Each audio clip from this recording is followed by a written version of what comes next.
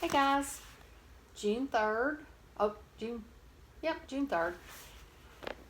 Thursday, June 3rd, and we're on chapter 16. I've sent Miss Wendy the question that she'll be sending you. I think it's a really fun question to think about. I'd really like for you guys to at least reach out to me and let me know you're listening, and tell me what you think about the book. So here we go, chapter 16. Monday lunch.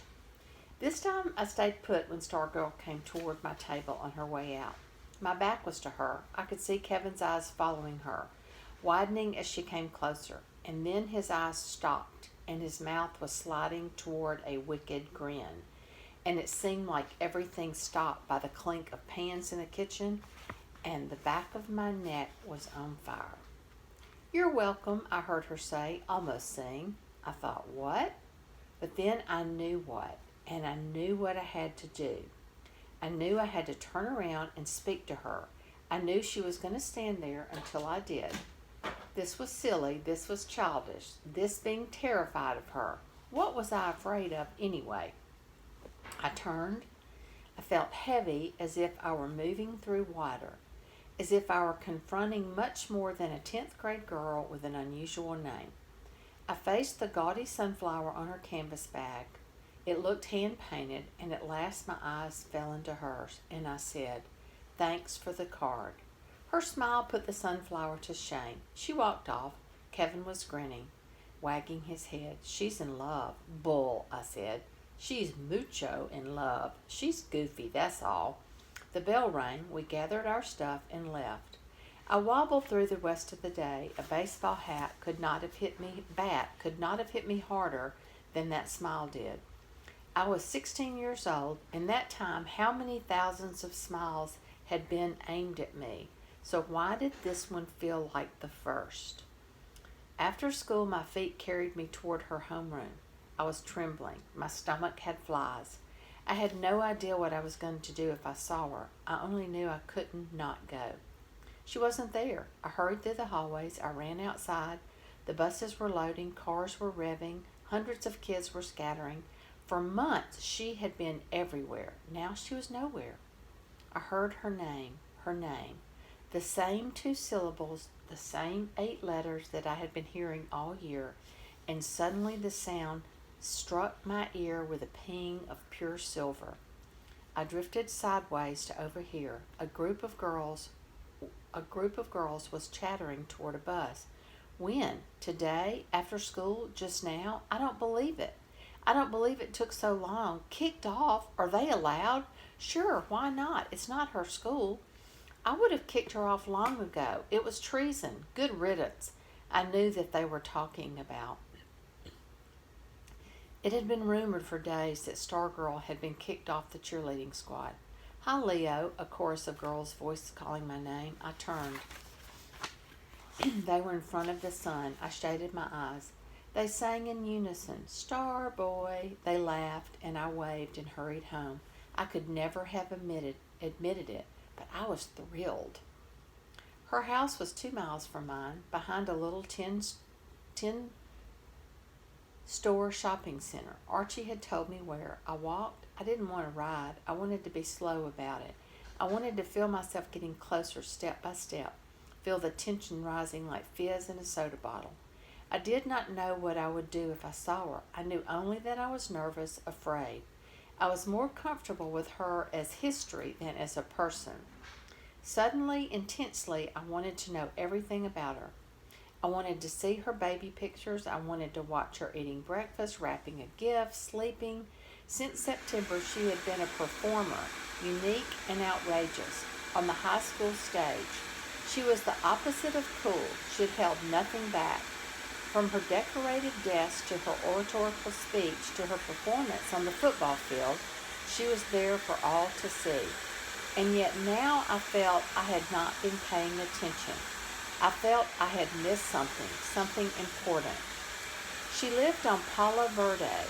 For a person so different, her house was surprisingly ordinary, at least by Arizona standards. Single story, pale adobe, clay red paper tile roof, not a blade of grass in the small front yard, but rather beryl and prickly pear cacti and clusters of stone. It was dark as I had intended when I got there. I walked up and down the other side of the street. It occurred to me I might be mistaken for a prowler, so I walked around the block. I stopped into Roma Delight for a slice of pizza, gulped down only half of it, hurried back out, couldn't relax when her house was not in sight, couldn't relax when it was. At first it was enough just to see the house. Then I began to wonder if she was inside. I wondered what she could be doing. Light came from every window I could see. There was a car in the driveway. The longer I hung around, the closer I wanted to be. I crossed the street and practically dashed past the house. As I went by, I scooped up a stone from the yard. I went up the street, turned, and looked at her house in the distance.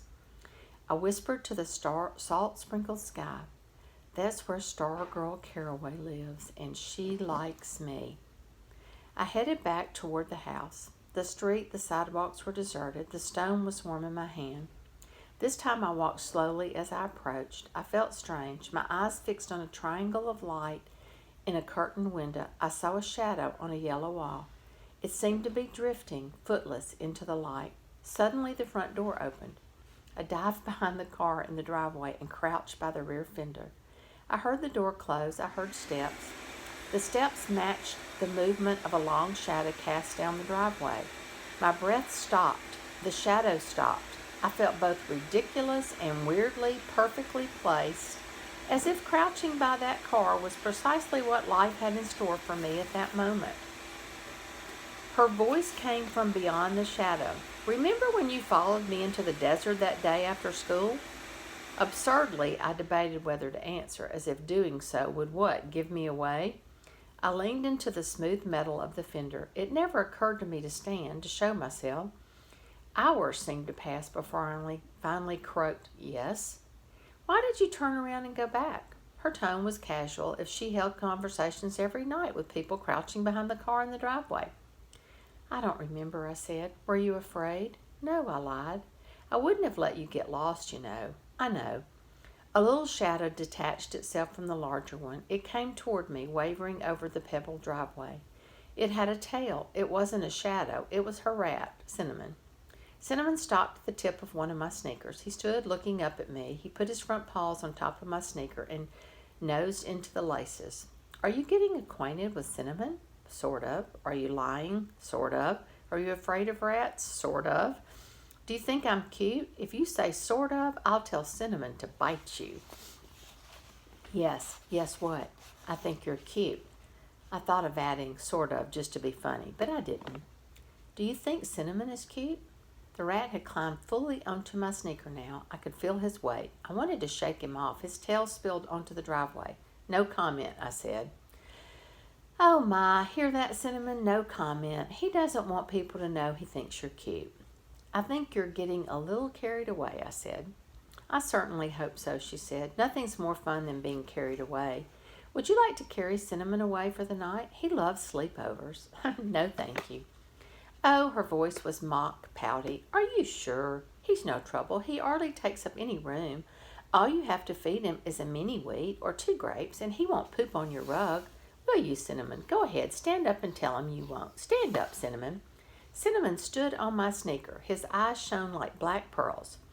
"Doesn't he have the cutest ears?" "Who notices a rat's ears?" I looked. She was right. "Yeah," I said, "I guess he does. Tickle him behind his ears. He loves that." I swallowed hard. I reached down with the tips of my 2 forefingers and tickled the tiny furry spaces between the rat's ears. I guess he enjoyed it. He didn't move, and then, surprising myself, I moved one fingertip in front of his nose, and he licked me. It had never occurred to me that rats do that. His tongue was half the size of my little fingernail. I would have guessed it was rough like a cat's, but it wasn't. It was smooth. And he was no longer on my foot. He was on my shoulder. I yelped. I tried to swat him off, but he dug into my shirt with his fingernails. Meanwhile, Stargirl was cracking up. I could see the shadow shaking. "Let me guess," she said. "Cinnamon jumped onto your shoulder." "You got it," I said. And you're thinking about how rats are supposed to go for people's throats. I wasn't, I said, but now that you mention it, I clamped my hands around my neck. I felt something in my ear. Whispery, I yelped again. He's eating my ear. Stargirl laughed some more. He's nuzzling you. He likes you, especially your ears. He never meets an ear he doesn't love. By the time he's done, that ear of yours will be clean as a whistle, especially if there's some leftover peanut butter in it. I could feel the tiny tongue mopping the crevices of my left ear. It tickles. I felt something else. I feel teeth. He's just scraping something off for you. You must have something crusty in there. Have you washed your ears lately? None of your business. Sorry, I didn't mean to get personal. I forgive you. All was quiet for a while except for the snuffling in my ear. I could hear the rat breathing. His tail dropped into my front shirt pocket. Do you want to confess now? Confess what? I said. That you're actually starting to like having a rodent poking around in your ear. I smiled. I nodded, dislodging the rat's nose for a moment. I confess. More silence, tiny breathing in my ear. Well, she said at last, we have to go in now. Say good night, Cinnamon. No, I thought, don't go. I still have another ear, I said. If he does that one, he'll never want to leave you, and I'll be jealous. Come on, Cinnamon, time for Betty bye. Cinnamon went on snuffing. He's not coming, is he? Nope. Then just take hold of him and put him on the ground. I did so, and as soon as I put the rat down, he scooted under the tailpipe and out of sight on the other side of the car. The shadow withdrew. I heard the front door open. Light gushed out. Night, Leo. Night, I called. I didn't want to leave.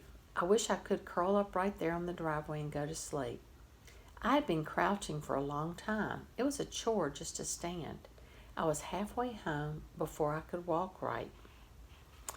I only have a couple of minutes left, but I'm going to start chapter 17. Just 2 weeks before, I had found out she knew my name, and now I was loopy with love. I was floating. I floated up the white light that washed my sheets and slept on the moon. In school, I was a yellow balloon, smiling and lazy, floating above the classrooms. I felt a faint tug on my string. Far below, Kevin was calling, "You're in love, dude." I merely smiled and rolled over and drifted dreamily out a window. This state lasted until lunch, when suddenly I became self-conscious. I was certain that everyone in school knew. They would be waiting for me, taunting as I entered the lunchroom, staring. I was uncomfortable in the spotlight, always had been. I was happy to stay behind the camera and let Kevin take the bows out front. So I hid for those 35 minutes in the gym equipment room. I sat atop a rolled-up wrestling mat, kicking a volleyball against the opposite wall. I had nothing to eat. I had intended to buy, but I wasn't hungry. After school, we found each other, not that we had to look. She took Cinnamon from her bag and put him on her shoulder. "Shake paws with Leo, Cinnamon." Cinnamon and I shook paws. "Do you believe in enchanted places?" she said. "You talking to me or the rat?" She smiled. She dazzled. "You." "I don't know," I said. "I never thought about it." "I'm going to show you one." "What if I don't want to see it?" "You think you have a choice?" She grabbed my hand and almost pulled me off my feet, laughing out loud. And we flew across the school field, swinging hands for all the world to see. We walked for miles, out past the business park, Micatronics, the golf course, into the desert. "Look familiar?" she said. By now, Cinnamon was riding my shoulder, and I was carrying the ukulele, strumming nonsense. "It's where we came that day," I said. She gave a snort. I was coming out here. You were half a mile behind." She poked my shoulder, sneaking after me. She poked me again, hard this time. But her eyes were twinkling, stalking me. I acted horrified, hurt. Stalking? I was not stalking. I was just lagging behind a little, that's all. Following me, I shrugged. "So? Why?" I could feel a million reasons, but there was no words to express them. "I don't know." "You liked me," I smiled. "You were smitten with me. You were speechless to behold my beauty. You had never met anyone so fascinating. You thought of me every waking moment. You dreamed about me. You couldn't stand it. You couldn't let such wonderfulness out of your sight. You had to follow me." I turned to Cinnamon. He licked my nose. "Don't give yourself so much credit. It was your rat I was after." She laughed, and the desert sang. All right. Hear you next week.